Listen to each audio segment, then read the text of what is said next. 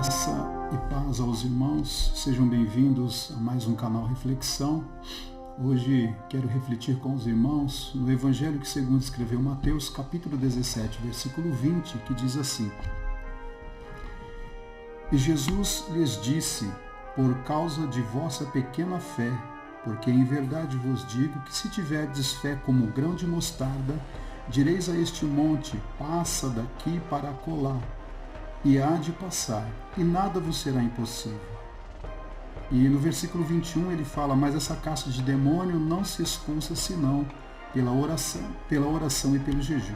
Aqui Jesus, ele repreende, os seus discípulos porque eles não conseguiram ali trazer a cura, a libertação para daquele lunático, Enfim, lendo o texto, no decorrer do texto, o Senhor chamou a minha atenção para partilhar, refletir com vocês hoje a respeito da fé.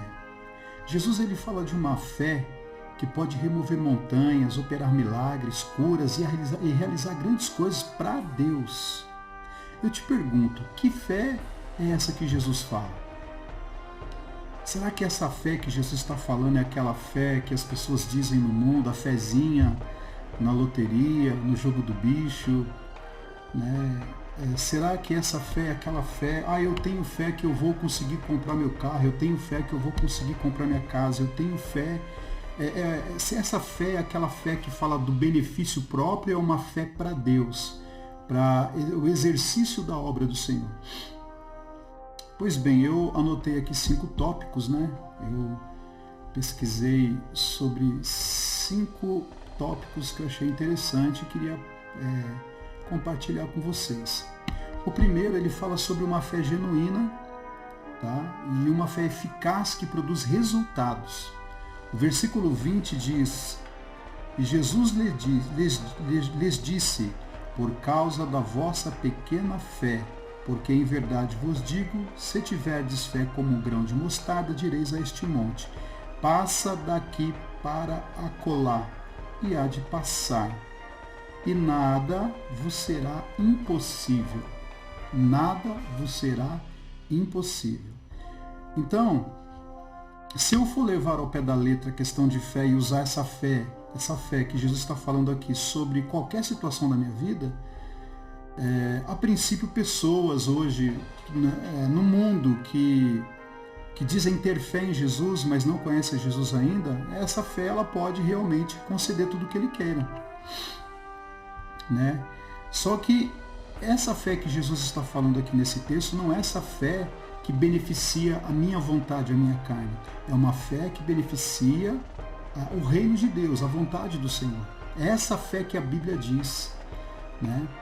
Para você ter uma base, no Evangelho que segundo escreveu Mateus, deixa eu ver minha Bíblia online, capítulo 6, versículo 32, diz assim, porque todas essas coisas os gentios procuram. De certo, o vosso Pai Celestial bem sabe que necessitais de todas essas coisas. Mas buscai primeiro o reino de Deus e a sua justiça, e todas essas coisas vos serão acrescentadas. As demais coisas, aquilo que eu preciso, aquilo que eu necessito. A princípio, essa fé que Jesus fala, ele fala de uma fé genuína, de uma fé verdadeira, de uma fé salvífica, que produz, irmãos, benefícios para o reino de Deus. É uma fé salvífica para a minha salvação, para a tua salvação, para expulsar demônio, para realizar curas e milagres. Essa fé que Jesus nos ensina, essa fé que Jesus está falando nas Sagradas Escrituras, é uma fé para produzir benefícios espirituais para o reino de Deus e não as materiais.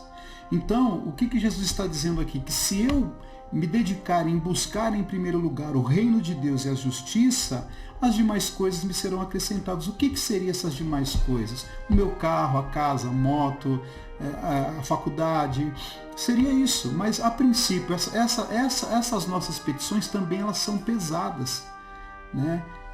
Provérbios capítulo 16 diz que do homem são as preparações do coração, mas a resposta vem da boca de Deus. Ok? Então, quando você se dedica, você é um cristão, você confessou a Jesus, você você agora foi selado com o Espírito Santo, Deus te concedeu dons espirituais, Deus te concedeu o fruto do Espírito Santo, Deus te preparou para o campo. Agora, Jesus ele implanta dentro do teu ser uma fé em Deus, e essa fé vai produzir agora frutos, ok? Então a fé genuína é uma fé eficaz, que produz o que? Resultados. O versículo 20 nós já lemos, nada vos será impossível. Esse nada é em prol do reino de Deus. O segundo ponto seria, esta fé, ela não é uma crença na fé, como força ou poder, mas a fé em Deus. Se você meditar em Marcos capítulo 11, o versículo 22, diz assim o texto: e Jesus respondendo disse-lhes, tende fé em Deus, tende fé em Deus, ok? O terceiro ponto diz, esta fé é uma obra de Deus que tem um lugar no coração do cristão. Filipenses capítulo 2, versículo 13 diz, porque Deus é o que opera em vós, tanto querer como efetuar, segundo a sua boa vontade. É segundo a vontade de Deus. Marcos capítulo 9, versículo 24. E logo o pai do menino, clamando com lágrimas, disse, eu creio, Senhor, eu creio em ti, ajuda a minha incredulidade, acrescenta-me fé, Senhor, para que eu também possa produzir frutos para o teu reino. Tá? Não é obras, é frutos. Nós somos árvores frutíferas. Jesus disse que o machado está posto à raiz. A árvore que não der bons frutos será cortada e lançada no fogo. Estamos muito próximo do fim dos tempos e muitas pessoas têm se apostatado da fé. Muitas pessoas têm se dedicado tanto ao trabalho, às coisas deste mundo, às coisas seculares e têm se esfriado na fé porque não têm buscado mais a Deus. Não tem frequentado cultos, não tem buscado Deus em casa, não tem mais aquele fervor, aquele primeiro amor, a oração, a consagração. Isso está acabando na vida de muitos. E nós precisamos tomar muito cuidado com isso. Essa fé genuína, essa fé salvífica, ela não pode faltar nem em mim e nem em você. O terceiro ponto seria, esta fé é uma obra de Deus que tem lugar no coração do cristão. Ok? Essa obra é uma obra de Deus que tem lugar no coração do cristão. Filipenses capítulo 2, verso 2, porque Deus é o que opera em vós tanto querer como efetuar, segundo a sua boa vontade. Tá? E eu li aí o Marcos capítulo 9, versículo 24, né? O pai aqui falando que crê em Deus e pediu para que Deus ajudasse ele na incredulidade. Ok? O quarto ponto, ele diz, uma vez que esta fé em Deus é um dom que Cristo comunica ao nosso coração, importa-nos estar unidos a Jesus e a sua palavra e ser mais consagrados a Ele. Essa fé, irmãos, não tem como ser produzida por mim e por você. Essa fé é produzida em Deus a partir do momento que eu tenho comunhão, que eu me consagro a Ele, que eu me reservo a Ele. Que mesmo eu estando neste mundo, lutando por alguns objetivos meus, por alguns sonhos, eu não tenho colocado a obra de Deus em segundo plano. Eu tenho unido o útil ao agradável. Eu posso falar de Jesus na faculdade, eu posso falar de Jesus no meu trabalho, eu posso falar aonde essa fé ela precisa ser exercitada cotidianamente. Aos Romanos capítulo 10, versículo 17 diz, de sorte que a fé é pelo ouvir, e o ouvir pela palavra de Deus. Ok? De sorte que a fé é pelo ouvir, e o ouvir pela palavra de Deus. Então, quando você busca a Deus, você medita, você ora de manhã, você ora à noite, né? E você medita na palavra, você é uma fonte de águas vivas, essa fonte de águas vivas que está dentro de você, ela vai jorrar para fora e vai edificar outras vidas. E pelo fato de você ser uma pessoa que tem feito a vontade de Deus, que tem honrado esse dom da fé que Deus colocou dentro de você, com certeza Deus ele vai suprir as suas necessidades aqui nessa terra. Ele vai sim te ajudar, ele vai acrescentar aquilo que você tem buscado e almejado, mas você não tem colocado Deus em segundo plano, você tem colocado Deus em primeiro. E por isso Deus ele é justo. Aqueles que me honram, eu honrarei. Os que me desonram serão envelhecidos, serão desonrados. É isso que ele disse para Eli, porque Eli negligenciou. Aonde eu digo, né, algumas pessoas dizem que quem tem promessa não morre. Morre sim, porque ele morreu e não viu as promessas se cumprir na vida dele. ok? Porque ele relaxou, os filhos dele, sacerdotes, pecando, se prostituindo nas escadarias do templo, e ele não fazia nada. Tá? Então quem tem fé genuína e verdadeira em Deus não deixa isso acontecer, ok? Filipenses capítulo 3, verso 8. E na verdade tenho também por perdas todas as coisas, pela excelência do conhecimento de Cristo Jesus, meu Senhor, pelo qual sofri a perda de todas as coisas e as considero como esterco, para que possa ganhar a Cristo. Versículo 14. Prossigo para o alvo, pelo prêmio da soberana vocação de Deus em Cristo Jesus. Apóstolo Paulo considerou toda a sabedoria humana dele como esterco. Ah, mas o que é esterco? Esterco, irmãos, aduba a terra. Esterco é bom para adubar a terra. O conhecimento humano serve para a terra. Mas aquilo que nos leva para mais perto de Deus, que nos traz uma fé genuína em Deus e que faz de nós árvores frutíferas, é aquela fé que vem, pela revelação de Jesus Cristo. Aquilo que Jesus nos revela é aquilo que nós cremos, é aquilo que nós praticamos, é aquilo que nós aplicamos e o nome do Senhor é glorificado. Ok? Então dependemos de Deus em tudo, até para respirar nós dependemos de Deus. Tá? Muitos vão passar por esse problema do coronavírus e não vão pegar o coronavírus. Algumas pegaram, outras não. Foi a vontade de Deus. Teve pessoas que seguiu ao pé da risca, deu uma saidinha e se contaminou, mas você está inteiro, foi a vontade de Deus sobre a tua vida. Inclusive esse vírus é da vontade de Deus, foi Deus que mandou esse vírus para colocar o povo, chamando o povo para ele poder derramar o verdadeiro avivamento. Amém?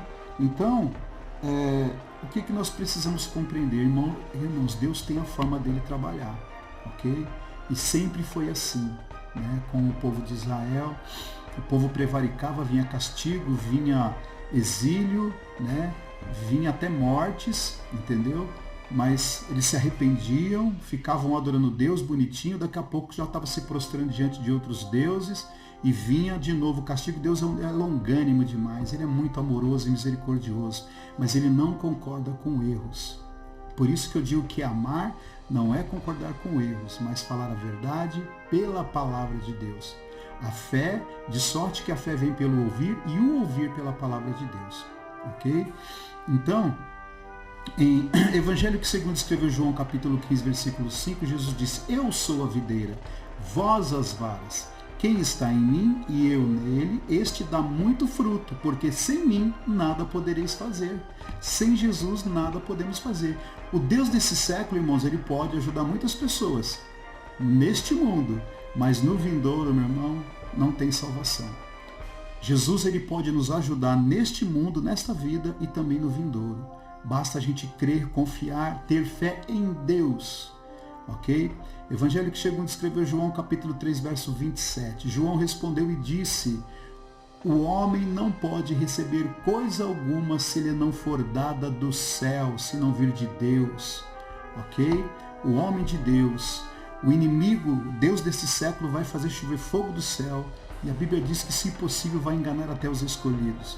Precisamos buscar pela fé em Deus, irmãos, discernimentos de espíritos, buscar os dons espirituais para estarmos atentos e não sermos enganados pelos falsos mestres e também pelo Deus deste século.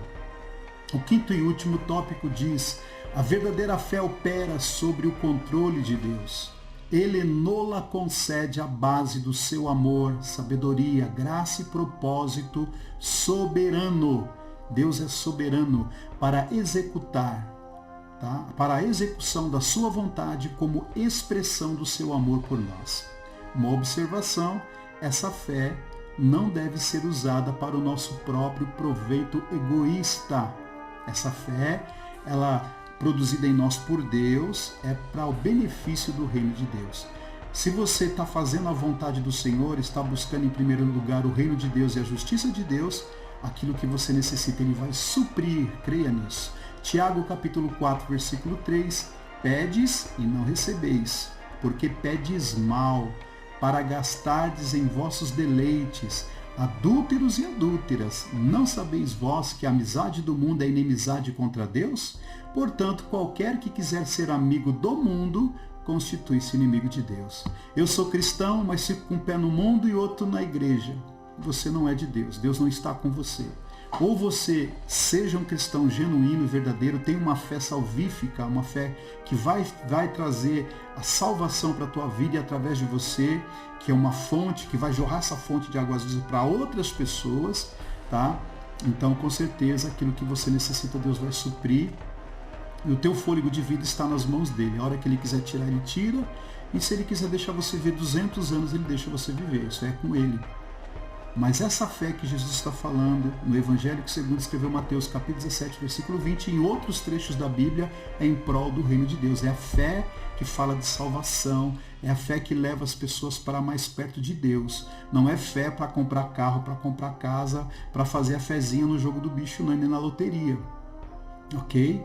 Então, irmãos, até porque nós não lançamos sorte, nós cristãos não perdemos tempo com essas coisas de ficar fazendo fezinha aí, né? De jogar na loteria, essas coisas. Nós não temos essa prática, ok?